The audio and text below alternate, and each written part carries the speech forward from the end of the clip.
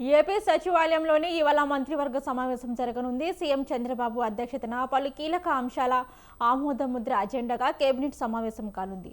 ఉద్యోగుల డిమాండ్పై కేబినెట్లో చర్చించే ఛాన్స్ ఉంది. భోగాపూర్ విమానాశ్రయంపైన మంత్రివర్గం చర్చలు జరపనుంది. పలు అభివృద్ధి పనులకు మంత్రివర్గం పరిపాలన ఆమోదం తెలపనుంది.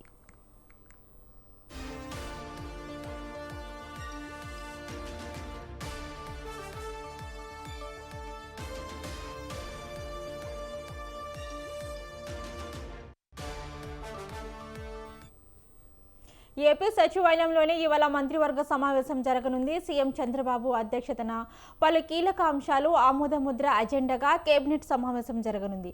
ఇక ఉద్యోగుల డిమాండ్పై కేబినెట్లో చర్చించే ఛాన్స్ ఉంది. భోగాపూర్ విమానాశ్రయంపైన మంత్రివర్గ చర్చలు జరపనుంది.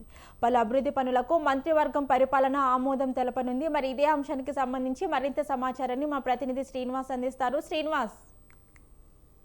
Thank you Bhavani. ముఖ్యమంత్రి అధ్యక్షతన మరోసారి ఏపీ కేబినెట్ సమావేశం జరగనుంది. కొద్దిసేపట్లో జరగనున్న సమావేశంలో కొన్ని కీలక అంశాలను ప్రధానంగా చర్చించిన పరిస్థితి కనిపిస్తుంది. ఇప్పటివరకు ఆంధ్రప్రదేశ్ లో ఆ ఉద్యోగ సంఘాలకు సంబంధించిన డిమాండ్స్ ఏవైనా ప్రధానంగా ఆ డిమాండ్స్ ని చర్చించేందుకు అవకాశం ఉంది. నిన్న మంత్రులతో జరిగినటువంటి 5 గంటల సమావేశం ఏదైతుందో అందులో పిఆర్సీ కావచ్చు, ఐఆర్ కావచ్చు, అదేవిధంగా డిఏ కావచ్చు సంబంధించిన అంశాలని ప్రతిపాదనల కింద మంత్రులు ఉద్యోగ సంఘాలను కూడా మంత్రుల ముందు పెట్టారు. అయితే ఇదే అంశాన్ని ముఖ్యమంత్రి దృష్టికి కేబినెట్ సమావేశంలో తీసుకెళ్తామని చెప్పని పయ్యావుల కేసు కూడా హామీ ఇచ్చినటువంటి నేపథ్యం కనిపిస్తుంది. అయితే పయ్యావుల కేసు ఇచ్చినటువంటి హామీ నేపథ్యంలో కూడా ఈ ప్రధానంగా ఈ అంశం చర్చించనున్నారు. మరో పక్క నుంచి చూస్తే కనుక ఆగస్టు 1వ తారీఖున ప్రారంభంగా ఉన్నటువంటి ఏదైతే భోగాపురం ఎయిర్పోర్ట్ ఉందో భోగాపురం ఎయిర్పోర్ట్ కు సంబంధించి కీలక సమావేశం కూడా జరగనున్న నేపథ్యం కనిపిస్తుంది. ప్రధాని భోగాపురం ఎయిర్పోర్ట్ కి ప్రారంభోత్సవానికి రానంతంతో పాటు అయితే భోగాపురం ఎయిర్పోర్ట్ తర్వాత పూర్తిగా ఆంధ్రప్రదేశ్ రాష్ట్రానికి దిక్సూచిగా మారినటువంటి అనేక కంపెనీలు దానికి సంబంధించి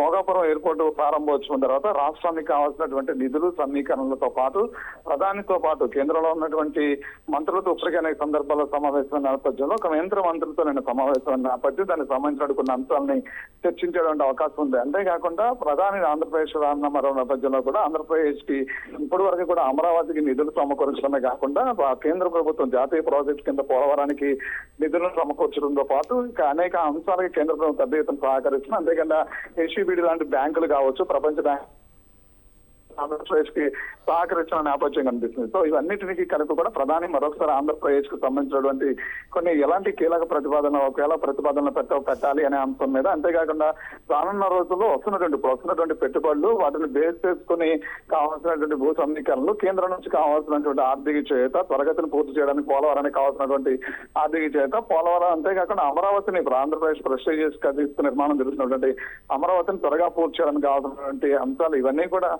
కేబినెట్ లో చర్చించేటువంటి అవకాశం కనిపిస్తుంది. అయితే వీటితో పాటు రాష్ట్రంలో ప్రస్తుత పరిస్థితుల మీద, లా అండ్ ఆర్డర్ ఇష్యూస్, ఇతర సోషల్ మీడియాలో జరుగుతున్నటువంటి ఏవైతే చర్చలు ఉంటున్నాయో ప్రభుత్వం మీద జరుగుతున్నటువంటి చర్చలు ఏవైతున్నాయో వాటికి సంబంధించి కూడా పెద్ద ఎత్తున మంత్రులు తీసుకున్న నిర్ణయాలు రాష్ట్ర వ్యాప్తంగా కూడా జిల్లాల్లో మంత్రులుగా ఈ సోషల్ మీడియా మీద తీసుకున్నటువంటి చర్యలు కావచ్చు, అదేవిధంగా ప్రభుత్వం మీద వస్తున్నటువంటి ఆరోపణలు తిప్పికొట్టే విధంగా కూడా చేస్తున్నటువంటి కార్యక్రమాలు కావచ్చు, ఇవన్నిటి మీద కూడా చర్చించే అవకాశం ఉందని కూడా చెప్పొచ్చు.